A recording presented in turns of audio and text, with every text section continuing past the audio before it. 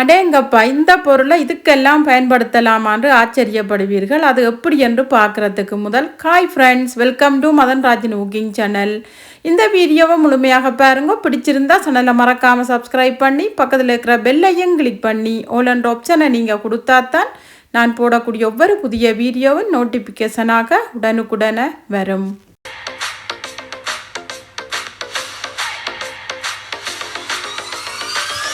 இன்றைக்கு பார்த்தீங்களா, இந்த பேட்ஸை வச்சு தான் நான் இந்த டிப்ஸ் எல்லாம் உங்களுக்கு செய்து காட்ட போகிறேன். இது எல்லாருடைய வீடுகளிலுமே இது இருக்கும். இந்த பேட்ஸ் எல்லாருக்கும் தெரியும். இப்போ இதை நான் யூஸ் பண்ணி க்ளீனிங் பண்ண போகிறேன். வேறு சில தேவைகளுக்கு நான் இதை உங்களுக்கு யூஸ் பண்ணி காட்ட போகிறேன். இப்போ வாங்கோ வீடியோக்குள்ளே போகலாம். Tips number 1. வீடுகளில் பார்த்தீங்களா, நிறைய இடங்களில் நாங்கள் இந்த தும்புத்தடி வச்சோ அல்லது நாங்கள் துடைப்பங்கள் வச்சோ யூஸ் பண்ணி அதை நாங்கள் க்ளீன் பண்ணுவோம். சில இடங்கள், அதாவது கபேர்ட்டுகள் இருக்கிற இடங்களில் பார்த்தீங்களா, நாங்கள் இந்த துடைப்பத்தை விட்டு எங்களால் பெர்ஃபெக்டாக க்ளீன் பண்ண முடியாது. இப்போ அதுக்கு பார்த்தீங்களா, நான் இந்த பேட்ஸ் எடுத்திருக்கிறேன். இந்த பேட்ஸோடு நான் இந்த பெட்ருல்லா எடுத்திருக்கிறேன். எனக்கு இந்த கபட்டுக்குள்ளே க்ளீன் பண்ணுறதுக்கு இந்த பெட்ருல்லா எனக்கு நீளம் காணும். அப்படி உங்களுக்கு எவ்வளவு நீளம் தேவையோ நீங்கள் அதுக்கு ஏற்ற மாதிரி ஒரு பலகை கூட நீங்கள் இதுக்கு யூஸ் பண்ணி கொள்ளலாம்.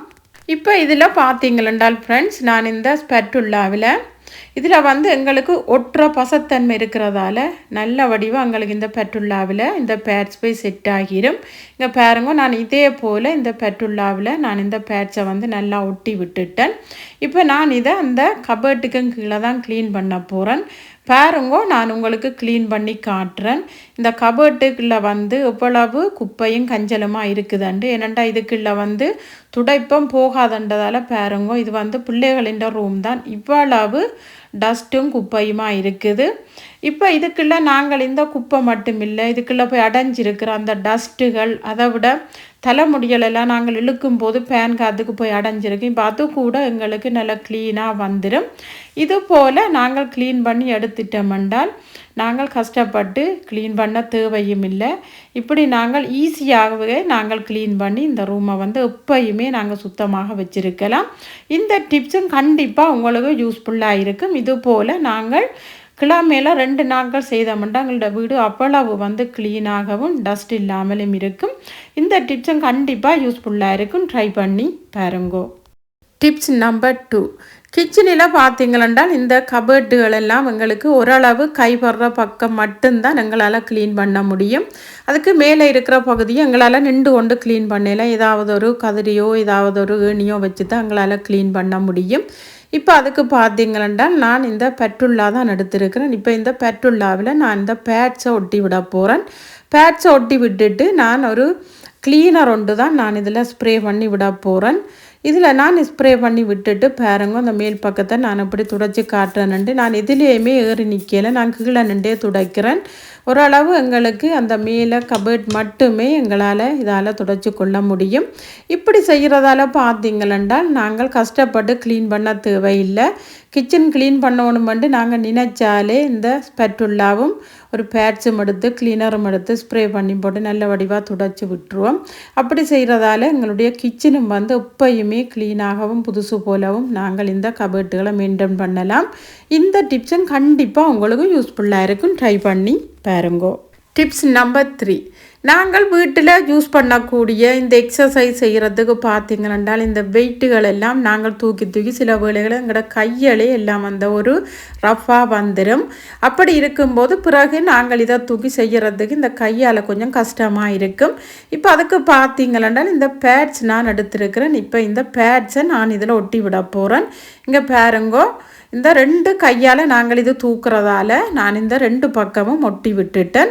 இதுக்கு பிறகு நாங்கள் தூக்கும்போது எங்களுக்கு அந்த கையும் வேர்க்கும். அதால் இந்த கையும் எங்கள் அந்த வேர்வையின் அந்த தண்ணித்தன்மையை இந்த பேட்ஸ் இழுக்கும். அதை விட கையும் எங்களுக்கு ஈஸியாக நோகாமலும் அந்த ரஃபாக வராமலும் இருக்கும். இதால் இந்த எக்ஸசைஸை ஈஸியாகவே எங்களால் செய்து கொள்ள முடியும்.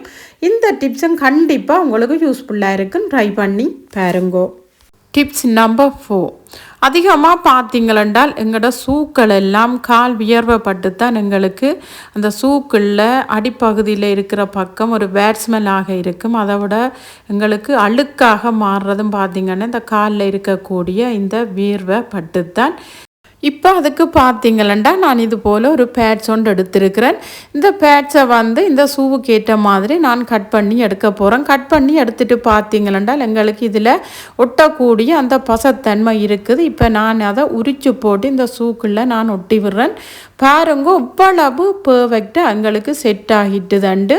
எப்படித்தான் நாங்கள் இந்த ஷூவை போட்டு நடந்தாலும் இந்த ஷூவுக்குள்ளே நாங்கள் வச்ச பேட்ஸ் எங்களுக்கு கலரவே கலராது. இப்போ பாருங்க நான் இந்த காலை நான் உள்ளுக்குள்ளே போட்டுட்டு உங்களுக்கு கலட்டி காட்டுறேன். நான் எப்படி வச்சேனோ அதே போலவே இந்த பேட்ஸ் போய் இந்த ஷூவுக்குள்ளே செட் ஆகி இருக்குது. இப்படி செய்கிறதால பார்த்தீங்களென்றால் ஷூ எங்களுக்கு இந்த அடிப்பக்கம் அழுக்கும் ஆகாது. அதை விட இந்த வேர்வை பட்டு எங்களுக்கு பேட் ஸ்மெல்லும் வராது. இப்படி செய்கிறதால நாங்கள் ஷூக்களை நீண்ட நாளைக்கு வச்சு யூஸ் பண்ணக்கூடிய மாதிரி இருக்கும். இந்த டிப்ஸும் கண்டிப்பாக உங்களுக்கு யூஸ்ஃபுல்லாக இருக்கும். ட்ரை பண்ணி பாருங்கோ. Tips number 5. சில வேளைகளில் சில ஷூக்கள் பார்த்தீங்களென்றால் எங்களுடைய கால் லூஸாக இருக்கிற மாதிரி இருக்கும். அதை விட அந்த காலுக்கு பின்பகுதியில் இருக்கக்கூடிய அந்த குதிப்பகுதியும் எங்களுக்கு அண்டி நோகிற மாதிரியும் இருக்கும்.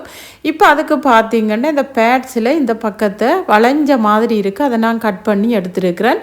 இப்போ இந்த ஷூவின் பின்பகுதியில் நான் இதை ஒட்டி விட போகிறேன். இதில் ஒட்டுற பசத்தன்மை இருக்கிறதால இது எங்களுக்கு ஈஸியாக அதில் செட் ஆகிடும்.